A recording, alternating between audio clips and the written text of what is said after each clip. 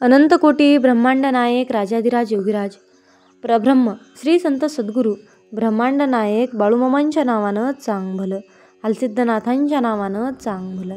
नमस्कार प्रेमळ भक्तांनो, तुम्हा सर्वांचे पुन्हा एकदा खूप खूप मनापासून स्वागत आहे. भक्तांनो, आजच्या दैवी संदेशामध्ये मी तुम्हाला एक सुंदर अशी कथा सांगणार आहे. ही कथा तुम्हाला शेवटपर्यंत ऐकायची आहे. आपल्या कथेचं नाव आहे अंतिम संस्कारानंतर भगवान श्रीकृष्णांचे कोणते अंग जळाले नव्हते, म्हणजे जाळले नव्हते. हीच आज मी तुम्हाला कथा सांगणार आहे. तर ही कथेला सुरुवात करण्याआधी आपल्या भक्तिमय चॅनलला सबस्क्राईब करा आणि कमेंटमध्ये बाळूमामांच्या नावाचा जयघोष करायला विसरू नका. बोला जय बाळूमामा. भक्तांनो, भगवान विष्णूंच्या 10 अवतारापैकी एक अवतार होता भगवान श्रीकृष्णांचा. असं मानलं जातं की भगवान श्रीकृष्ण भगवान विष्णूंचा पूर्ण अवतार होते आणि पृथ्वीवर अधर्माचा नाश करण्यासाठी प्रकट झाले होते. तुम्हाला माहिती आहे का, भगवान श्रीकृष्णांचा मृत्यू कसा झाला होता? कोणी भगवान श्रीकृष्णांचा अंतिम संस्कार केला होता आणि अंतिम संस्कारामध्ये भगवान श्रीकृष्णांचं कोणतं अंग असं होतं जे जळालं नव्हतं आणि ते आजसुद्धा पृथ्वीवर आहे. भगवान श्रीकृष्ण ज्यांनी हत्यार न उचलता महाभारताच्या परिणामांना पांडवाच्या बाजूने केले होते, ज्यांनी कुरुक्षेत्र भूमीमध्ये अर्जुनाला भगवतेचा उपदेश दिला होता. कलियुगामध्ये त्याला वाचल्यानंतरच माणसाचा उद्धार शक्य आहे. महाभारत युद्ध म्हणजे राजा धृतराष्ट्र आणि गांधारीचे दुर्योधनासहित 100 मुलं लढता लढता मृत्यू पावली होते आणि कौरव वंशाचा नाश झाला होता. युद्ध संपल्यानंतर गांधारी त्यांच्या 100 मृत्यू पावलेल्या मुलांना पाहून विलाप करत होती. भगवान श्रीकृष्णांच्या त्या दुःखाच्या वेळी गांधारीच्या समोर गेली. गांधारी श्रीकृष्णांना पाहून खूप क्रोधित झाली आणि म्हणाली की माझ्या मुलांच्या मृत्यूचे कारण तुम्हीच आहे. जर तुमची इच्छा असती तर हे युद्ध टाळले असते, पण तुम्ही असे केले नाही. तुमच्या या कामाला मी कधीही माफ करणार नाही. आणि गांधारीने भगवान श्रीकृष्णांना शाप दिला की जर मी मनापासून भगवान विष्णूंची आराधना केली तर आणि माझा पतिधर्म पूर्ण रूपाने निभावला असेल तर जसा माझ्या वंशाचा एकमेकांमध्ये लढून नाश झाला तसाच तुमच्या वंशाचा नाश एकमेकांबरोबर लढत लढत होईल आणि द्वारका नगरीत तुमच्यासमोर समुद्रामध्ये बुडून नष्ट होईल. भगवान श्रीकृष्णांना हे माहीत होती की त्यांची जाळण्याची वेळ जवळ आली आहे. मग त्यांनी गांधारीला नमस्कार करून ते द्वारकेला आले. गांधारी भगवान नारायणाची भक्त होती. गांधारी ही भगवान नारायणाची भक्त होती. तर आपल्या भक्तांच्या तोंडातून निघालेल्या शापाला पूर्ण करण्यासाठी भगवान श्रीकृष्णांनी युद्धवंशीयाची बुद्धी भ्रष्ट केली. महाभारत युद्धाच्या 36 वर्षानंतर विश्वामित्र, असित, दुर्वासा, नारद इतके मोठे मोठे ऋषी द्वारकेजवळ पिंडार क्षेत्रामध्ये निवास करण्यासाठी आले. एक दिवस काही आघाव युद्धवंशी कुमार त्यांच्याजवळ खेळता खेळता गेले आणि सापाला गर्भवती स्त्रीच्या रूपात सजवून घेऊन गेले आणि म्हणू लागले की हे ऋषीगण, तुमच्या सगळ्यांचे ज्ञान अमोघ आणि आगाध आहे. हिला पुत्रप्राप्तीची खूप लालसा आहे. तेव्हा कृपया तुम्ही सांगण्याचे कष्ट करा की हिच्या पोटामध्ये मुलगा आहे की मुलगी आहे. ऋषीगण महाज्ञानी होते आणि त्या मुलांच्या मनातील इच्छा जाणून क्रोधित होऊन म्हणाले, हे मूर्ख मुलांनो, तुम्ही केलेले हे कर्म माफ करण्यासारखे नाही. सापाला जे तुम्ही बनावटी गर्भवती स्त्री बनवून आणली आहे, आता हिच्या गर्भातून एक असे मुसळ जन्म घेईल जे तुमच्या संपूर्ण कुळाचा नाश करेल. ऋषीमुनींचा शाप ऐकून युद्धवंशी कुमार घाबरले आणि जसे त्यांनी सापाचे पोट उघडून पाहिले त्यामध्ये खरोखरच लोखंडाची मुसळ होती. हे पाहून सगळे कुमार पस्तावले आणि मुसळ घेऊन राजा अग्रसेन समोर ठेवली आणि घडलेली सगळी हकीकत सांगितली. त्यांचे चेहरे फिके पडले होते आणि सभेमध्ये बसलेले सगळे लोक हे ऐकून घाबरले होते, कारण त्यांना माहीत होते की ब्राह्मणांनी दिलेला शाप कधीही खाली जात नाही. राजा अग्रसेन त्या मुसळाचा चुराचुरा केला आणि तो चुरा आणि उरलेल्या तुकड्यांना समुद्रामध्ये फेकून दिले. लोखंडाच्या तुकड्यांना एका माशाने खाल्ले आणि चुरा लाटांबरोबर वाहत येऊन समुद्रकिनारी आला आणि त्यापासून गवत उगवले. एका मासे पकडणाऱ्याने त्या माशाला पकडले.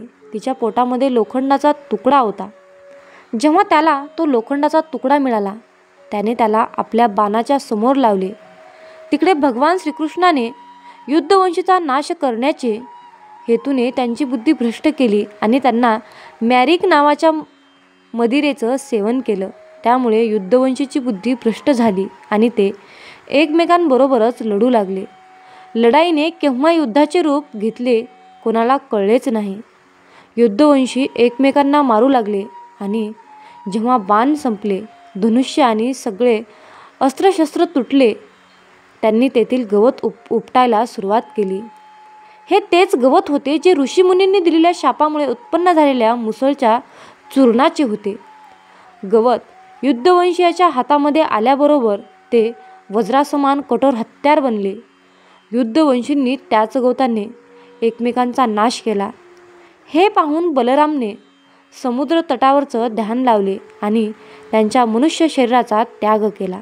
युद्धवंशीचा विनाश आणि बलरामचं शरीर त्याग केल्यानंतर भगवान श्रीकृष्ण चतुर्भुज रूपामध्ये पिंपळाच्या झाडाखाली बसले होते. त्यावेळी भगवान श्रीकृष्ण त्यांच्या उजव्या पायावर डावा पाय ठेवून बसले होते. श्रीकृष्णांचा तळवा कमळाच्या फुलाप्रमाणे चमकत होता. एका शिकाऱ्याने त्यात चमकला हरणाचा डोळा समजून आपला बाण बाहेर काढला. तोच बाण होता ज्यांच्या समोर मुसळाचा शिल्लक राहिलेला लोखंडाचा तुकडा लावला होता. शिकाऱ्याने तो बाण चालवला आणि तो भगवान श्रीकृष्णांच्या पायाला जाऊन लागला. जेव्हा त्याने पाहिले की त्याचा बाण चतुर्भुज भगवान श्रीकृष्णांच्या पायाला लागला तेव्हा तो विलाप करू लागला आणि भगवान श्रीकृष्णांना म्हणाला, हे प्रभू, मी खूप मोठा पापी आहे. मी निर्दोष हरिणांना मारणारा दृष्ट आहे. कृपया तुम्ही आत्ताच मला तुमच्या हातांनी मारून टाका, म्हणजे मी कधीही कोणाचा जीव घेणार नाही. असे बोलून तो खूप रडू लागला. भगवान श्रीकृष्ण त्याला म्हणाले की तू थोडे सुद्धा दुःख करू नकोस. यामध्ये तुझे काहीच चुकीचे नाही. यामध्ये तुझा काहीही दोष नाही. ही तर नियती आहे. त्रेतायुगामध्ये तू बाली होता आणि मी राम अवतार घेतला होता. मी तुला धोक्याने बाण मारला होता. त्यामुळे या जन्मामध्ये तुझा बाण मला धोक्यामुळे लागला. भगवान श्रीकृष्ण एवढे बोलून त्यांच्या लोकात त्यांनी प्रस्थान केले. भगवान श्रीकृष्णांनी प्रस्थान केल्याबरोबर समुद्रामध्ये द्वारका नगरी पूर्णपणे बुडाली. काही कथा अशा सुद्धा आहेत ज्यांच्यानुसार भगवान श्रीकृष्णांचा अंतिम संस्कार पांडवांनी केला होता. पण भागवत महापुराणानुसार अशी कोणतीही कथा नाही. त्या लोकांच्या कथेनुसार जेव्हा पांडवाद्वारे भगवान श्रीकृष्णांचा अंतिम संस्कार झाला होता तेव्हा त्यांचे सगळे शरीर जळाले होते, पण त्यांचे हृदय जळाले नव्हते. तेव्हा पांडवांनी त्यांच्या हृदयाला पाण्यामध्ये प्रवाहित केले होते. नंतर श्रीकृष्णांचे हृदय राजा इंद्रिमय यांना मिळाले होते. राजा भगवान जगन्नाथांचे परम भक्त होते. त्यामुळे त्यांनी ते हृदय भगवान जगन्नाथ यांच्या मूर्तीमध्ये स्थापित केले आणि आजही असे मानले जाते की भगवान जगन्नाथाच्या मूर्तीमध्ये ते हृदय स्थापित आहे. भक्तांनो, मला आशा आहे की तुम्हाला ही कथा नक्कीच आवडली असेल. भक्तांनो, मामा म्हणतात, माझ्या बाळा, मृत्यू हा का गरजेचा आहे? मृत्यू हा का गरजेचा आहे? जन्म आल्यास मृत्यू हा अटळ आहे. एका राजाने शहराबाहेर एका वृक्षाखाली बसलेल्या साधूला विचारले, साधू महाराज, मला अमर करू शकेल अशी दिव्य वनौषधी किंवा चांगले रसायन तुमच्याजवळ आहे का? साधू म्हणाला, हे राजा, हा समोरचा असो व त्या पलीकडील असे 2 पर्वत ओलांडून गेलास की तुला एक सरोवर लागेल. त्याचे पाणी तू पी, म्हणजे अमर होशील. ते 2 पर्वत ओलांडून राजा त्या सरोवरापाशी गेला. त्याचे पाणी पिण्यासाठी आपल्या हाताची ओंजळ करून सरोवराजवळ तो वाकला. तेवढ्यात त्याच्या कानावर कुणीतरी कण्हत असल्याचा आवाज आला. पाणी पिणे बाजूला ठेवून राजा आवाजाच्या दिशेने गेला. एक जर्जर माणूस एका झाडाखाली आडवा पडून कण्हत होता. कणत असलेला त्याच्या दृष्टीत पडला. राजाने त्याला कण्याचे कारण विचारले. तो म्हणाला, या सरोवराचे पाणी प्यायल्यामुळे मला अमरतत्व आले, परंतु वयाची 100 ओलांडताच माझ्या मुलाने मला घराबाहेर हकलून दिले. गेली 50 वर्षे मी या ठिकाणी पूर्णतः दुर्लक्षित अवस्थेत तळमळत पडलो आहे. आता माझी मुलं तर मेलीच, पण नातवंडही मरायला आली आहेत. नातवंडही मरायला टेकली असतील, हे बघावे लागू नये म्हणून गेली 5 वर्ष मी अन्नपाण्याचा त्याग केला आहे, तरीही मी मरत नाही. त्या वृद्धाची करुण कहाणी ऐकून राजा मनात म्हणाला, छे, नुसत्या अमरतत्वाला काही अर्थ नाही. म्हातारपणाशिवाय जर अमरतत्व मिळालं तरच त्यात मजा आहे.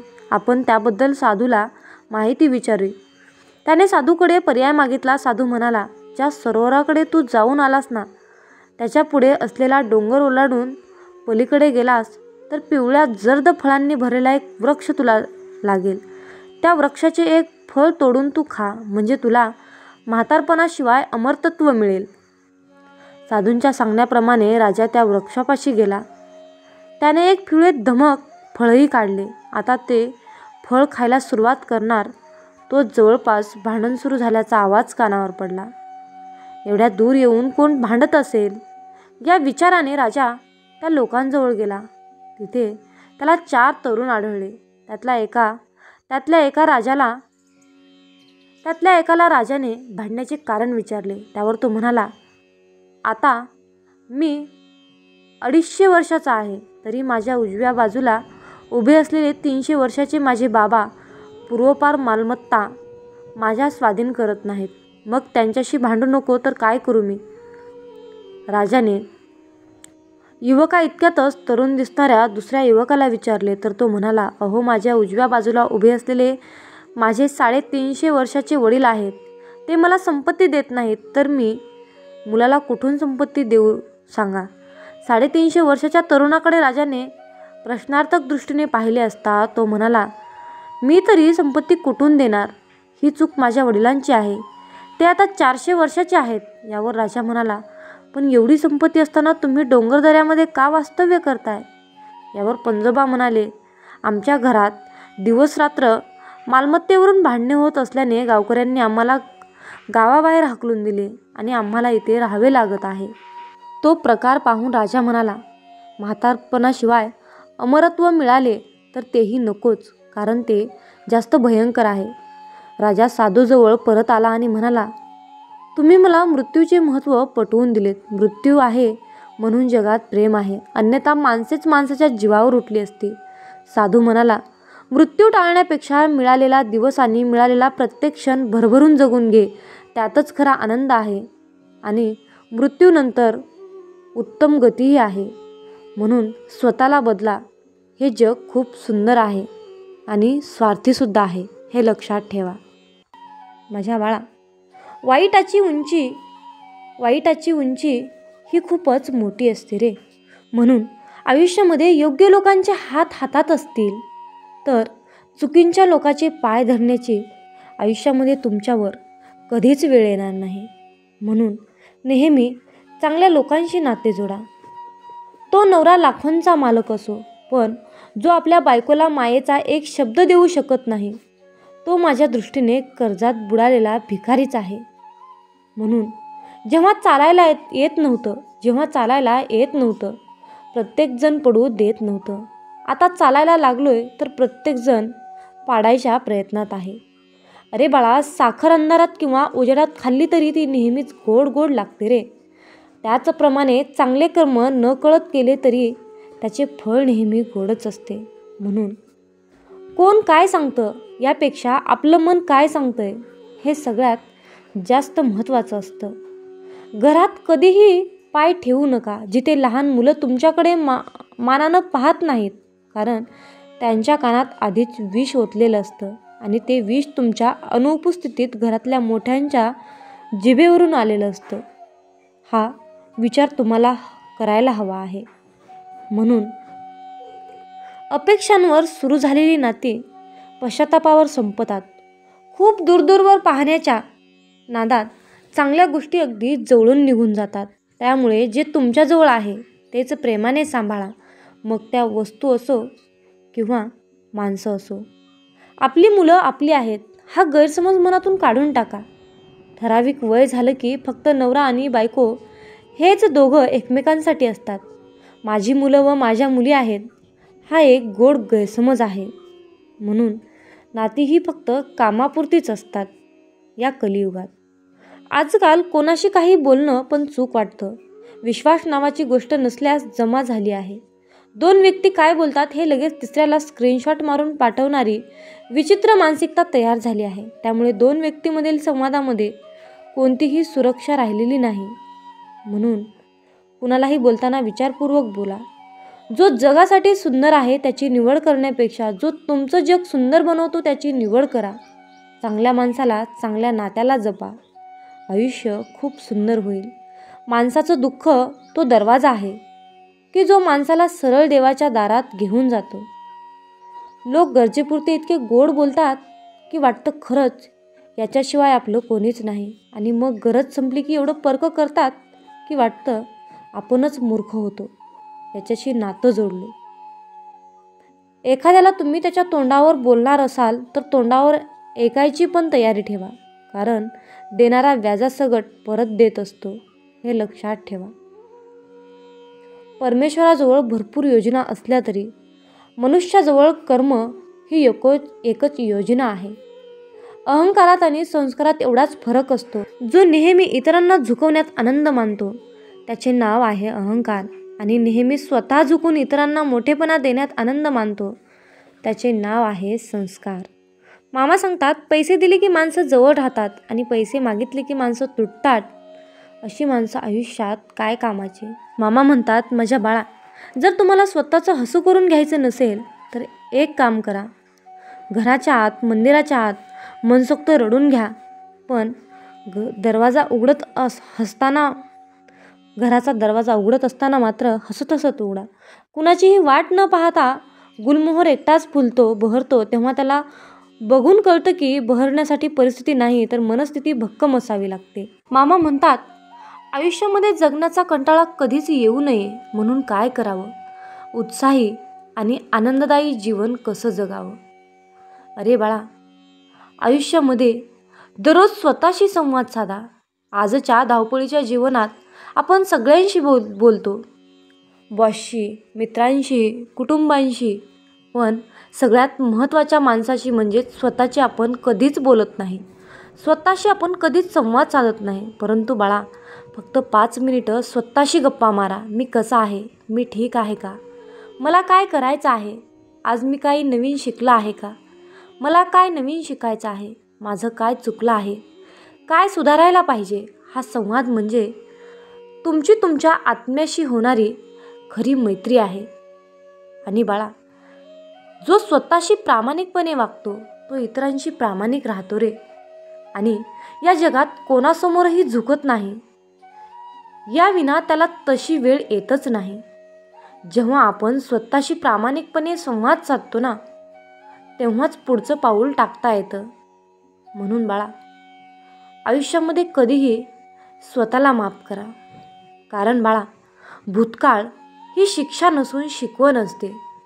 स्वतःला माफ करणं म्हणजे कमकुवत बनणं किंवा स्वतःच्या चुका लपवणं नव्हे रे, तर स्वतःला पुन्हा एक संधी देणं, नव्याने उभं राहण्याची. आयुष्यामध्ये कधी कधी आपण इतकी मोठी चूक करून बसतो ना की आयुष्य संपल्यासारखं वाटतं. पण बाळा, सत्य काय आहे हे तुला माहिती आहे का? आयुष्य कधीच एका चुकीने संपत नाही रे, तर आपण ती चूक विसरून पुढे न गेल्यामुळे ते संपतं. आपण अनेकदा दुसऱ्यांना माफ करत असतो, परंतु स्वतःला माफ करतो का? स्वतःची चूक, अपयश आठवत राहून आपण स्वतःला सतत दोष देत राहतो. पण बाळा, स्वतःला दोष देत राहणं म्हणजे हातात तलवार घेऊन स्वतःच्या जखमावरच वार करणं यासारखं असतं रे. म्हणून कधी कधी आपल्याकडून चुका होतात, मोठ्या चुका, ज्या सगळ्या जगासमोर उघड होतात, पण त्या चुकांमुळे आपलं आयुष्य संपत नाही. माझ्या बाळा, आयुष्यामध्ये जो स्वतःला माफ करतो तोच आयुष्यामध्ये पुन्हा पुन्हा उभा राहतो रे. मामा म्हणतात, माझ्या बाळा, चुकांमध्ये अडकून राहू नका. त्या चुकांमधून काहीतरी चांगला धडा घ्या आणि स्वतःला माफ करा. म्हणजे स्वतःवर प्रेम करा. फक्त स्वतःवर प्रेम करणारा माणूसच हे जग जिंकू शकतो. आजपासून स्वतःला एकच वचन द्या, जुन्या चुका आता इतिहासात जमा झाल्या आहेत. यापुढे मी खबरदारी घेईन आणि त्याच चुका पुन्हा करणार नाही. गतकाळात माझ्या हातून झालेल्या चुकांसाठी मी स्वतःला माफ केला आहे आणि आजपासून यशाचा नवीन अध्याय लिहायला सुरुवात करत आहे. स्वतःला माफ करणं म्हणजे भूतकाळाशी युद्ध थांबवणं आणि भविष्याशी मैत्री करणं आहे. म्हणून दररोज कृतज्ञता व्यक्त करा. जे आपल्याकडे आहे त्याचं महत्त्व ओळखणं हीच समृद्ध जीवनाची खरी सुरुवात आहे. तुमच्याकडे जे आहे त्यासाठी आभारी राहा आणि जे हवंय त्यासाठी प्रयत्न करा.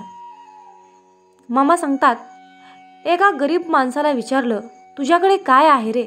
तो म्हणाला, माझ्याकडे काही नाही, परंतु मला पोटभर जेवायला मिळालं आणि माझी छान झोप झाली आणि माझं कुटुंब आनंदी आहे. म्हणजे मी श्रीमंतच आहे ना, आणि त्याबद्दल देवाचा आभारी आहे. मनुष्याचा हा दृष्टिकोन आयुष्य बदलतो. आपल्याकडे किती काय आहे यापेक्षा जे आहे त्यामध्ये आपण किती समाधानी आहोत हे यशाचं खरं मोजमाप असतं.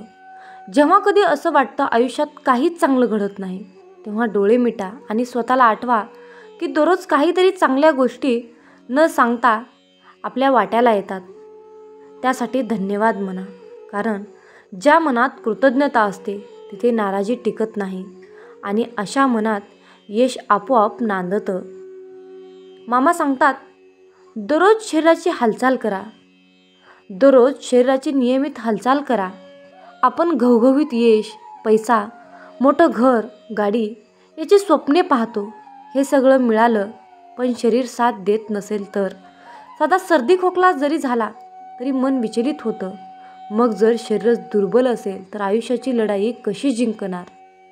तुमचं शरीर हे मंदिर आहे. त्याची पूजा शारीरिक हालचालीने म्हणजेच व्यायामाने होते, तर नाश आळशीपणाने होतो. आज अनेक लोक कमी वयातच ब्लड प्रेशर, शुगर, पाठदुखी, वजनवाढ आणि मानसिक थकवा यांना बळी पडत आहेत. कारण दररोज शरीराची हालचाल हवी असते तशी होत नाही. शरीर चालेल तर स्वप्नही धावत येतील. शरीर थांबलं तर यशापर्यंतचा प्रवास अर्धवट राहील. माझ्या बाळा, तुमच्या आवडतं संगीत आहे का? कधी मनात विचारांचं गोंधळ असतो, विचारांचं जाळं असतं आणि आपण शांतता शोधत असतो. अशावेळी एकच गोष्ट आपल्या मनाला स्थिर करू शकते, आपलं आवडतं संगीत. संगीत म्हणजे काय? संगीत म्हणजे शब्दाशिवाय बोलणं, भावना व्यक्त करण्याचं माध्यम. कधी सुंफी संगीत, कधी भजन, तर कधी गाणी, कधी शांत संगीत. जसा मूड असेल तसं संगीत त्याचं प्रतिबिंब होतं. संगीत म्हणजे उपचार. ते अश्रूंना वाट मोकळी करून देतं आणि हास्याला हळूच परत आणतं. एखादं जुनं गाणं तुमच्या बालपणीच्या आठवणी ताज्या करतं, तर एखादी धून तुम्हाला गंभीर बनवते. हे सगळं सांगावं लागत नाही, मन आपोआप ओळखतं. परंतु बाळा, जेव्हा तुम्हाला असं वाटतं की शब्द अपुरे पडतायत, तेव्हा संगीत तुमचं मन मोकळं करतं. दररोज काही मिनिटं फक्त स्वतःसाठी तुमचं आवडतं संगीत ऐका. डोळे बंद करा आणि सगळ्या चिंता बाजूला ठेवा आणि त्या धूनमध्ये हरवून जा. ते संगीत तुम्हाला आठवण करून देतं की हे जगणं केवळ धावपळ नाही, ती अनुभवण्याची एक कला आहे. म्हणून निसर्गात वेळ घालवा. आपण खूप काळापासून झाडांपासून, आकाशांपासून आणि मोकळ्या हवेपासून आणि पावसापासून दूर गेलोय. आपण मोबाईल आणि सोशल मीडियामध्ये सुख शोधायला लागलो आहोत. पण खरं समाधान मोबाईलमध्ये नाही, तर निसर्गाच्या सानिध्यात आहे. माझ्या बाळा, एकदा नुसतं झाडाखाली बसून तर बघ, ते सगळं सांगेल तुम्हाला. निसर्ग प्रश्न विचारत नाही रे, परंतु तो उत्तर मात्र नक्कीच देतो, जेव्हा तुम्ही निसर्गात हरवतात तेव्हा. मामा सांगतात, डिजिटल डिटॉक्स करा. मोबाईलच्या स्क्रीनमध्ये मन अडकून जातं. अनेक नोटिफिकेशन येतात, मेसेज येतात, पण समाधान मिळत नाही. रोज काही वेळ फक्त स्वतःसाठी ठेवा. मोबाईलशिवाय आणि सोशल मीडियाशिवाय जगण्यासाठी. माझ्या बाळा, एखादं नवीन कौशल्य शिका. आपण जेव्हा काहीतरी नवीन शिकतो तेव्हा वय, परिस्थिती, मर्यादा सगळं काही झुगारून देतं. आपल्यातला जिवंतपणा पुन्हा जागा होतो रे. शिकणं म्हणजे काय तर स्वतःच्या मर्यादा ओलांडणं. शिकणं थांबलं की जग बदलत जातं आणि जेव्हा आपण नवीन काहीतरी शिकतो तेव्हा उत्पन्नाचे नवीन मार्ग निर्माण होतात. लहान ध्येय ठरवा आणि पूर्ण करा. मोठ्या स्वप्नांचं वजन अनेकदा खचवून टाकतं, परंतु छोट्या छोट्या यशाचं समाधान ते वेगळंच असतं. छोट्या यशामधून मोठं आयुष्य उभं राहतं. प्रत्येक पाऊल छोटं असो पण योग्य दिशेने टाकलं गेलं पाहिजे. मामा सांगतात, माझ्या बाळा, आयुष्यामध्ये इतरांना मदत करा. जगण्याचा कंटाळा येतो कारण आपण सतत माझं, माझ्यासाठी, माझंच याच गर्दीत अडकून राहतो. पण खरं समाधान तेव्हा वाटतं जेव्हा आपण म्हणतो, एखाद्या गरजू व्यक्तीला कपडे देणं, भुकेल्या माणसाला अन्न देणं, समोरील व्यक्तीला फक्त कसा आहेस असं विचारणं इतकंही पुरेसं असतं. स्वतःसाठी जगणं हे अस्तित्व आहे, परंतु इतरांसाठी जगणं म्हणजे आयुष्य आहे. जेव्हा तुम्ही इतरांच्या चेहऱ्यावर हसू आणता तेव्हा जीवनाचं सार्थक झाल्यासारखं वाटतं. म्हणून आयुष्यामध्ये स्वतःला समाजाशी जोडून ठेवा. अनेकदा आपण गर्दीत असूनही एकटे असतो कारण आपलं म्हणणं ऐकून घेणारा कोणीच नसतो किंवा आपण इतरांचे म्हणणे ऐकून घेत नाही. मामा सांगतात, नातं टिकवायचं असेल तर संवाद जपायला हवा. एखाद्या व्यक्तीशी प्रामाणिकपणे गप्पा मारा. आई बाबांशी शांतपणे बोला आणि त्यांचं म्हणणं ऐकून घ्या. तसेच एखाद्या जुन्या मित्राला कॉल करा. यामुळे तुमचं मन एकमेकाशी जुळतील आणि नातं टिकून राहील. जुन्या आठवणीमध्ये रमू नका. काही गोष्टी मनात खोलवर रुतून बसतात, परंतु बाळा, एक गोष्ट लक्षात ठेव, तुम्ही त्या गोष्टींमध्ये अडकून पडायचं नाही, तर गतकाळातील गोष्टीमधून काहीतरी नवीन शिकून पुढे जायचं असतं. एखादा दुःखद प्रसंग तुम्हाला सतत आठवत असेल तर एका कागदावर लिहून काढा. नंतर तो कागद फाडा आणि जाळून टाका. त्या जळणाऱ्या अग्नीमध्ये दुःखही जळून जाईल आणि धुरासोबत हवेमध्ये विरून जाईल. हा उपाय साधा वाटत असला तरी एकदा करून बघा आणि तुम्हाला काय फरक जाणवतो ते अनुभवा. तुम्हाला तुमचं मन हलकं झाल्याचा अनुभव येईल. मामा म्हणतात, आयुष्यामध्ये हास्य आणि विनोदाला जागा द्या. तुमच्या मनावर मळत जमले का तर मग खळखळून हसा. हास्य हा औषधाचा सर्वात स्वस्त आणि परिणामकारक डोस आहे. लहान मुलांचा खेळ बघा, एखादा विनोदी व्हिडिओ बघा आणि आवडला तर बेंबीच्या देठाला कळ लागेपर्यंत खळखळून हसा. हसणं म्हणजे काळोखात दिवा लागण्यासारखं आहे. अरे बाळा, सकाळचा सूर्यप्रकाश अनुभवा, कारण सूर्यप्रकाश म्हणजे फक्त प्रकाशच नाही, तो नव्या सुरुवातीचा आशीर्वाद आहे. सकाळी काही वेळ फक्त गॅलरीत उभं राहा, डोळे बंद करा आणि श्वास घ्या. हा फक्त अनुभव तुम्ही घ्या. सूर्य जसा रोज उगवतं तसं आपणही रोज नव्याने उगवू शकतो आणि समाजातील अंधकार दूर करू शकतो. म्हणून बाळा, स्वतःसाठी वेळ ठेवा. सगळ्यांसाठी झिजता तुम्ही स्वतःचं अस्तित्व विसरून जाता का? मग थांबा आणि स्वतःसाठी एक कप चहा घ्या. नसेल आवडत तर स्वतःच्या आवडीचं काहीतरी घ्या.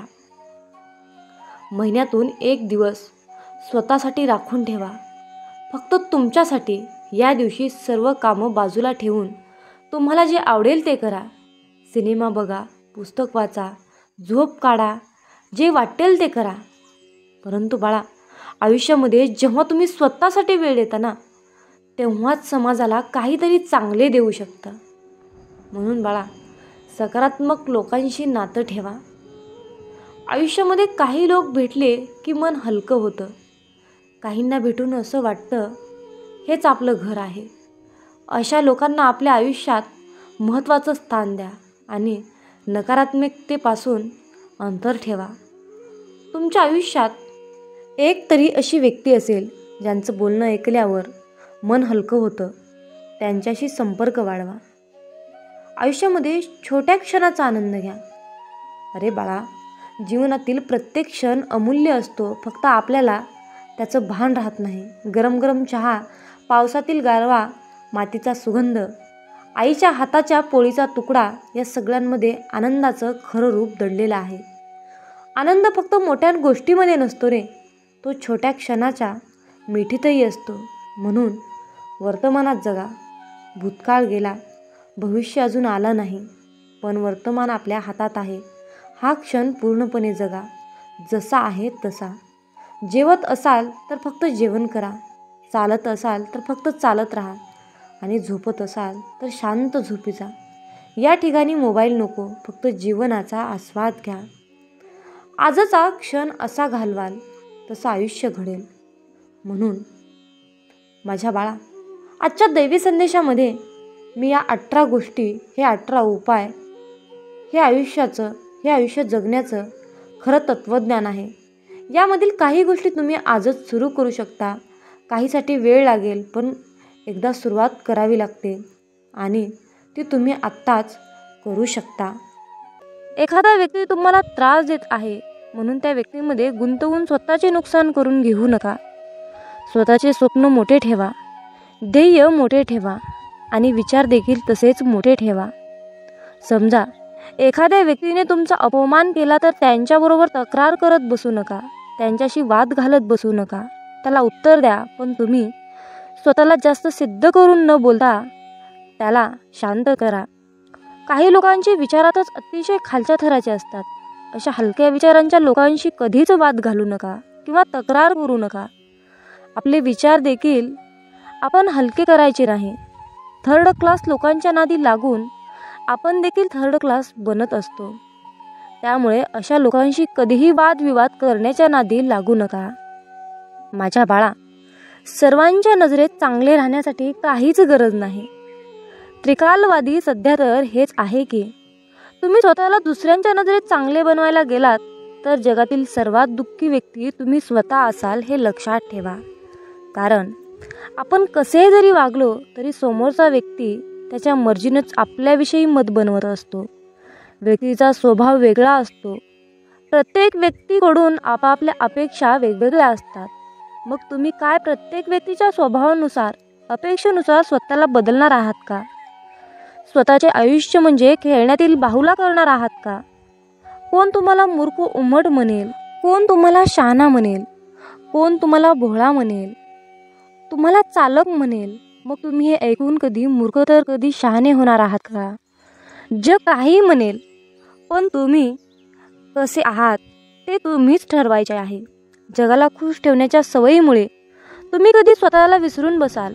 स्वतःचे अस्तित्वच अंधारात ढकलाल. ते तुम्हालाच कळणार नाही. काही लोकांना तुम्ही असल्याचा त्रास होईल, काही लोकांना नसल्याचा त्रास होईल, काही लोकांना तुमच्या यशाचा त्रास होईल, काही लोकांना तुमच्या बोलण्याचा त्रास होईल. होऊ द्या. त्यांना त्रास होत आहे म्हणून तुम्ही काय स्वतःला विसरणार आहात का? आपण त्यांच्याकडून चांगले वागण्याच्या अपेक्षा करणे हे चुकीचे आहे. कारण आपण अशा लोकांशी नातं निभावत असतो जे की ते लोक लायकीचेच नसतात. आपण त्यांच्याकडून अपेक्षा करणे सर्वात मोठी चूक असते. समोरच्या व्यक्तीकडून आपल्या अपेक्षा पूर्ण नाही झाल्या तर आपण स्वतःला दोषी ठरवायचे नाही, तर स्वतःला आनंदी आणि समाधानी आणि आयुष्यात सिद्ध करून यशस्वी व्हायचं असेल तर सर्वात आधी सोडून द्या अपेक्षा करणे. मामा म्हणतात, माझ्या बाळा, आयुष्यामध्ये कधीच भोळे राहू नका. हुशार बना. स्वभाव चांगला असणे, समोरच्याला समजून घेणे, संयमी असते अतिशय चांगली गोष्ट आहे. पण या गोष्टी प्रमाणाबाहेर आपल्या स्वभावात असल्या तर समोरची व्यक्ती आपला फायदा घेऊ शकते. या कलियुगामध्ये अतिशय चांगले भोळे असून फायदा, कारण अलीकडे लोक त्या लायकीचेच नाहीत. प्रत्येक वेळेला आपण नातं टिकवण्यासाठी शांत बसतो. समोरच्या व्यक्तीचा स्वभाव जपण्याचा प्रयत्न करत असतो. प्रत्येक वेळेला आपण स्वतःमध्ये बदल करून समोरच्या व्यक्तीला समजून घेत असू तर समोरचा व्यक्ती तुम्हाला कमकुवत समजायला वेळ लावणार नाही. अशा या भोळ्या विचारामुळे लोक तुम्हाला लास्ट स्टेजला त्रास देऊ शकतात. आणि ज्या वेळेला तुमचा संयम सुटतो आणि तुम्ही त्रास देणाऱ्या व्यक्तीला उत्तर द्यायला लागतात त्यावेळेला तुम्हाला उर्मटमधून सिद्ध केले जाते. जो तुमच्या भावनेचा कदर करतो, जो तुमच्या प्रत्येक शब्दाला किंमत देतो, जो तुम्हाला समजून घेतो, त्याला तुम्ही नक्कीच किंमत द्या, त्याला समजून घ्या. पण ज्या लोकांना तुमची कदर नाही त्या लोकांसमोर झुकण्याची काहीच गरज नाही. प्रत्येक वेळा तुम्हीच झुकायला गेलात तर लोक तुम्हाला झिरो समजतील आणि व्हॅल्यू देणार नाही. त्याचबरोबर तुमचा फायदा देखील घेतील. म्हणून अशा लोकांच्या मागे पुढे करण्याची काहीच गरज नाही. स्वतःचा स्वभाव भोळसर नसावा. अलीकडच्या काळामध्ये भोळे नाही तर हुशार बना, तरच तुमचा निभाव लागू शकतो, नाही तर नाही. प्रत्येक प्रश्नाचे उत्तर देऊ नका. अरे बाळा, प्रत्येक वेळेला प्रत्येकाच्या प्रश्नाचे उत्तर देण्याची काहीच गरज नाही. आपण कोणाच्याही प्रश्नामध्ये बांधील नाही. आपण स्वतःच्या मनाचे राजे असले पाहिजे. कधीतरी काही लोकांच्या गोष्टी किंवा प्रश्न ऐकून सोडून द्या. शांत राहा. तुमची शांतता त्यांच्या प्रश्नाचे बरोबर उत्तर असेल. काही लोक तुमच्या प्रत्येक गोष्टींवर प्रश्न निर्माण करतील. तुमच्या कामावर, तुमच्या बोलण्यावर, वागण्यावर, तुमच्या स्वप्नांवर, प्रत्येक गोष्टींवर प्रश्न तयार करतील आणि तुम्हाला कोड्यात टाकतील. म्हणून तुम्ही काय स्वतःला सिद्ध करण्यासाठी त्यांच्या प्रत्येक प्रश्नाचे उत्तर देत बसाल का? हा जर काही चांगले प्रश्नाचे उत्तर देत बसला तर त्याचे प्रश्न कधीही संपणार नाहीत. उलट तुमची एनर्जी वाया जाईल, वेळ वाया जाईल. तुमचा ब्रेन काम करण्यालायक राहणार नाही. तुमचे मन अस्वस्थ होईल. अशा व्यक्तींच्या निगेटिव्ह प्रश्नामुळे तुम्ही निगेटिव्ह विचार करायला लागाल, स्वतःला कमी समजायला लागाल. आयुष्याच्या प्रत्येक वळणावर वेगवेगळ्या स्वभावाचे लोक भेटतील. तर काही तुम्हाला त्रास देणारे असतील, तुम्हाला काही मागे खेचणारे असतील, काही तुमचा अपमान करतील. पण अशा लोकांना हँडल कसे करायचे ते शिका. त्यांच्या कोणत्याही गोष्टीला लगेच रिॲक्ट करू नका. शांत राहा. कारण तिरस्काराने भरलेल्या प्रश्नाचे उत्तर तुम्ही तिरस्कारानेच दिलं तर तुमच्यातच फरक काय? प्रत्येकाला उत्तर देत बसण्यापेक्षा स्वतःला काही सिद्ध करायचं असेल याकडे लक्ष द्या. तुम्हाला शांततेत यशस्वी झालेले पाहून प्रश्न विचारणाऱ्या लोकांना आपोआप उत्तर मिळेल. मामा म्हणतात, माझ्या बाळा, आयुष्यामध्ये प्रत्येक गोष्टीवर विश्वास ठेवू नका. समोरच्या व्यक्तीची बोलण्याची प्रत्येक गोष्ट खरी असते असं नाही. समोर दिसणारा व्यक्ती कितीही चांगलं बोलत असला तरीही त्याच्या मनात आपल्याविषयी चांगलंच आहे असं होत नाही. अलीकडच्या काळामध्ये माणसं तोंडावर एक बोलतात आणि पाठीमागे एक बोलतात. आपल्याशी वागायचं एक आणि मनात उद्देश असतो एक. आपल्या पुढे गेलेल्या लोकांना पाहवत नाही. ते आपल्याला मागे खेचण्यासाठी आपल्याशी चांगलं वागण्याचा मुखवटा घालत असतात. त्यामुळे प्रत्येकावर विश्वास ठेवून आपली फसवणूक आपण करून घ्यायची नाही. प्रत्येक माणसाच्या बोलण्याची पद्धत ओळखायला शिकली पाहिजे. काही लोक तर इतकी स्वार्थी असतात की त्यांचा स्वार्थ साधेपर्यंत असते. आपल्याशी खूप चांगलं वागतात, आपल्या मनात शिरतात, आपल्याला खूप चांगल्या गोष्टी शिकवतात, सांगतात आणि त्यांचे आपल्याकडून काम झाले, मतलब निघाला की आपल्यापासून दूर निघून जातात. आपल्याला ओळखायला सुद्धा तयार होत नाहीत. मुखवटा घातलेली लोक ओळखायला शिका. काही लोक आपल्याशी चांगलं बोलत असतात, आपल्या चांगल्याच गोष्टी आपल्याला सांगत असतात, कारण त्यांना आपल्याला गोड बोलून शिक्षा द्यायची असते.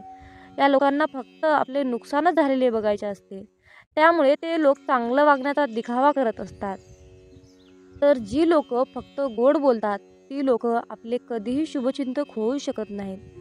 खरं तर जी लोक आपल्याला आपल्या चुका समजून सांगतात ती लोक आपली शुभचिंतक असतात हे समजून घेण्याची गरज आहे.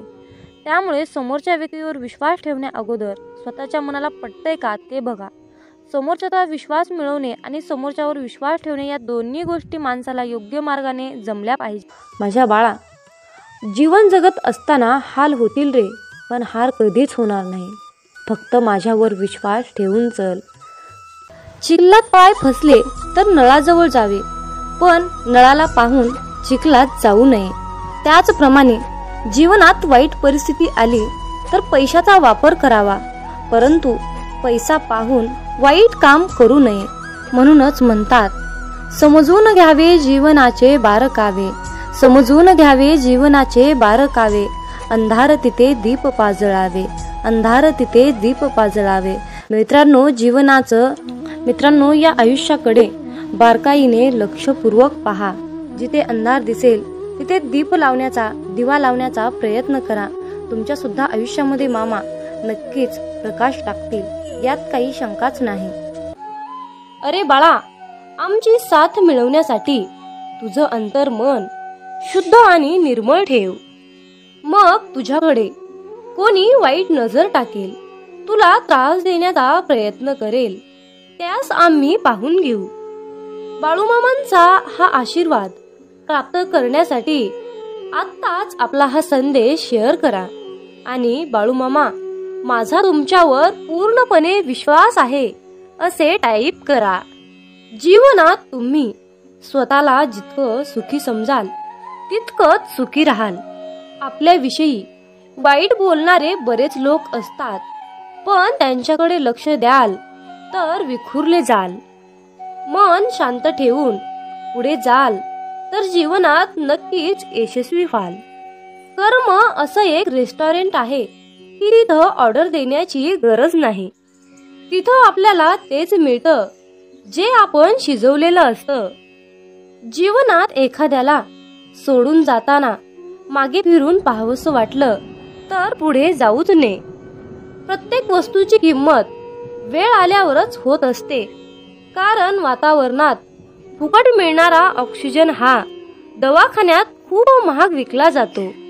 दुसऱ्यापेक्षा आपल्याला यश उशिरा मिळत असेल तर निराश होऊ नका. हा विचार करा की घरापेक्षा राजवाडा तयार व्हायला जास्त वेळ लागतो. दगडामध्ये एक कमतरता आहे की तो कधीच वितळत नाही, पण एक चांगुलपणा आहे की तो कधीच बदलत नाही. जीवनात एका ठराविक वयानंतर आपल्याला पेन्सिलच्या ऐवजी पेन दिले गेले. त्याचं कारण हेच आहे की हे आपल्या लक्षात आले पाहिजे. जसं जसं आपण मोठे होत जातो तसं तसं आपल्या चुका खोडल्या जात नाहीत. तुम्ही सहमत असाल तर आत्ताच आपल्या व्हिडिओला लाईक करा आणि चॅनलला सबस्क्राईब करा. तुमच्यासाठी नशिबाचे योग्य ते द्वार उघडले जाईल. वाक्य छोटं आहे पण तितकंच खरं आहे. जग धोका देऊन हुशार झालं आणि आपण विश्वास ठेवून मूर्ख झालो. जीवनात काही जखमा अशा असतात की त्या दिसत नाहीत, कोणाला दाखवताही येत नाहीत, पण त्या सतत टोचत राहतात. जीवनात समोरच्याला माफ करता येतं, त्याचे अपराध विसरता येतात, पण त्यांच्यात पुन्हा एकदा मन गुंतून राहता येत नाही. स्वतःचं मन शांत करता आलं की सगळे गोंधळ आपोआप शांत होतात. मामा म्हणतात, माझ्या बाळा, एक गोष्ट नेहमी लक्षात ठेव, अपेक्षा हीच दुःखाचं सर्वात मोठं कारण आहे. जीवनात मानवी स्वभाव ओळखणं खूप अवघड आहे, कारण माणूस हा वेळेनुसार बदलतो. जेव्हा एक व्यक्ती दुसऱ्या व्यक्तीवर प्रेम करते तेव्हा ती म्हणते की मी तुझ्यासाठी जीव द्यायला सुद्धा तयार आहे, पण जशी वेळ बदलते तेव्हा तीच व्यक्ती म्हणते की मी तुझा जीव घेईन. त्यामुळे लक्षात ठेवा की सर्व काही बदलणार आहे आणि बदल ही एक शाश्वत गोष्ट आहे. मामा सांगतात, जीवनात ज्या ठिकाणी आपल्याला सर्वात शेवटी आमंत्रित केलं जातं त्या ठिकाणी कधी जायचं नाही, कारण तुम्हाला तिथे बोलवण्याची कुणाचीच इच्छा नसते. त्यांनी तुम्हाला केवळ उपचार म्हणून बोलाविलं असतं. अशा ठिकाणी जाऊन स्वतःचं महत्त्व कमी करून घेऊ नका. जोपर्यंत एखादी गोष्ट स्वतःहून कोणीच आपल्याला सांगत नाही तोपर्यंत ती गोष्ट विचारू नका. जर का तुम्ही एखाद्या व्यक्तीसाठी महत्त्वाचे असाल तर ती व्यक्ती तुम्हाला सर्व काही स्वतःहून सांगेल. आयुष्य बदलण्यासाठी सर्वांनाच वेळ मिळतो, पण वेळ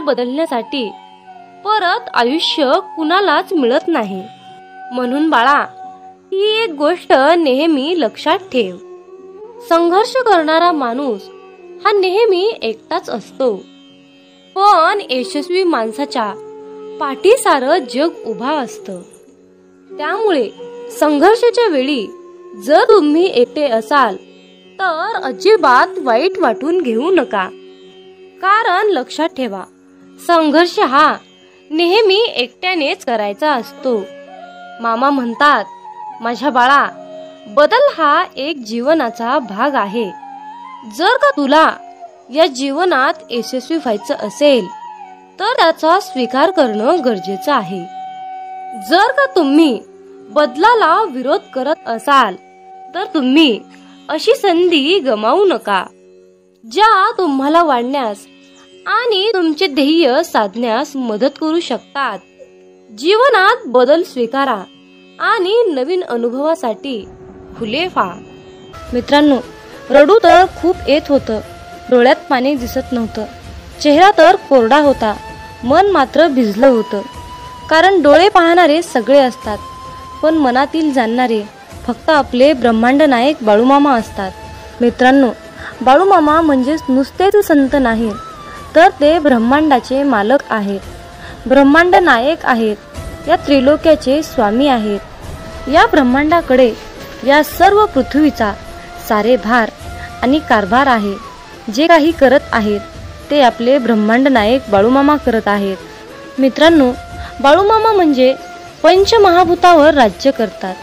पंचमहाभूत म्हणजे आकाश, जल, अग्नी, वायू, पृथ्वी या पंचमहाभूतावर मामा राज्य करतात. मामांच्या आज्ञेशिवाय झाडाचं पान सुद्धा हलत नाही हे निश्चित आहे. इतकी मामांमध्ये ताकद आहे, इतकी मामांची प्रचंड आघात शक्ती आहे. आणि या शक्तीची, या ब्रह्मांडाची सेवा करण्याचे परम भाग्य आपल्याला मिळाले आहे. त्यामुळे आपण खूप नशीबवान आहोत. मित्रांनो, जीवनात एक गोष्ट लक्षात ठेवा, जेव्हा आपल्या हातून पटापट चांगले काम घडू लागतात, प्रत्येक कामामध्ये यश येते, तेव्हा मनाला समजून जा की ही किमया, ही लीला आपल्या मामांची आहे. आणि इतरांना त्रास झालेला पाहून जर तुमचं मन दुःखी होत असेल तर लक्षात ठेवा, आपले मन मामामय होत आहे, मामांच्या चिंतनात रमत आहे. आपला देह संपूर्ण आपण मामांच्या चरणी समर्पित केला आहे, असा मामा तुम्हाला संदेश देत आहेत. मित्रांनो, आयुष्यात सुख दुःख हे कालचक्र नेहमी फिरतच असतं. मामांची सेवा केली म्हणून आयुष्यामध्ये दुःख येणार नाही असं काही नाही बरं. पण आयुष्यामध्ये दुःख तर येतच, कारण आयुष्यामध्ये सुख येणं, दुःख येणं हा आपला प्रारब्धाचा भाग आहे. पण आपण मामांची सेवा केली म्हणून आयुष्यात दुःख येणार नाही असं काही नाही. तर मामांना साकडं घालत असताना मामांना असं साकडं घाला की बाळूमामा, या संकटातून बाहेर पडण्यासाठी मला शक्ती द्या, बळ द्या आणि तुमचा आशीर्वादाचा हात सदैव माझ्या डोक्यावर राहू द्या. मी कसल्याही कितीही मोठ्या संकटातून सहजपणे बाहेर पडेन असा तुम्ही मामांनाच विश्वास दाखवा. कारण फक्त मित्रांनो, भोग हा भोगूनच संपवावा लागतो आणि तो आपलं प्रारब्ध आहे हे लक्षात ठेवा. आणि सर्वात महत्त्वाची गोष्ट म्हणजे तुमच्या आयुष्यामध्ये सुख आलं म्हणून मामांना विसरून जाऊ नका आणि दुःख आलं म्हणून निराश होऊ नका. आयुष्यामध्ये दुःख आलं तर पदोपदी मामांना साकडं घाला, पदोपदी मामांना हाक मारा. मामा सदैव तुमच्यासाठी कसल्याही वेळी, कितीही संकटाच्या काळी मामा तुमच्यासोबत आल्याशिवाय राहणार नाहीत हे लक्षात ठेवा. आणि मामांवर तितकाच अटळ विश्वास ठेवा. मामा म्हणतात, माझ्या बाळा, लक्षात ठेव, तू चांगलं काम करताना मी तुझ्या सोबत आहे आणि तू वाईट काम करताना मी तुला पाहत आहे. तुम्हाला ही प्रचिती तेव्हाच मिळेल जेव्हा तुम्ही मामांचे नामस्मरण कराल. आयुष्यात एकदा इतका मोठा पाऊस पडावा की माणसातील इगो, अहंकार पूर्णपणे वाहून जावा. आयुष्यात एकदा इतकं कडक ऊन पडावं की जवळच्या सावलीचं महत्त्व कळावं आणि ते महत्त्व कळाल्यावर आपल्या जीवनाचं महत्त्व कळावं. आयुष्यात पुन्हा एकदा शाळा अशी भरावी की प्रत्येकाला प्रत्येकाचे बालपण कायम लक्षात राहावे. आणि आपण शाळा शिकत असताना भरपूर काही अनुभव घेतो आणि त्यातून पुढे प्रेरणादायीने पुढे शिकत जातो. आणि मग मोठेपणी सर्व काही आपल्याला प्राप्त करून घेण्यासाठी त्या सर्व गोष्टी आठवाव्या लागतात. आयुष्यात असे जगावे की आपले जगणे पाहून इतरांना सुद्धा जगण्याची मोज कळाली पाहिजे, जीवनाचे महत्त्व कळाले पाहिजे. मामा सांगतात, माझ्या मुला, आयुष्यात जर तू माणसं ओळखायला शिकलास तर तुला आयुष्यामध्ये यशस्वी होण्यापासून, श्रीमंत होण्यापासून कोणीही वाचवू शकणार नाही किंवा कोणीही अडवू शकणार नाही. जीवनात माणसं ओळखणे हा सर्वात मोठा आणि कठीण मुद्दा आहे. जेव्हा तुम्ही माणसं ओळखायला शिकाल तेव्हाच तुमचं आयुष्य प्रगतीच्या दिशेने वाटचाल करेल. मित्रांनो, आयुष्यात स्वप्न पाहणे हे सुद्धा तितकेच महत्त्वाचे आहे. भूतकाळात फिरता येतं, भविष्यात डोकावता येतं आणि आपण पाहिलेले स्वप्न अपूर्ण राहिल्यास आपलं मन निराश होतं आणि वाचा बंद होते. मित्रांनो, आयुष्यात जर तुम्ही भगवंताचे नामस्मरण सोडले तर तुमच्या जीवनाला काहीही अर्थ उरणार नाही. म्हणून कसलीही परिस्थिती आली तर भगवंताचे नामस्मरण सोडू नका. मित्रांनो, संकल्प ही खूप मोठी शक्ती आहे.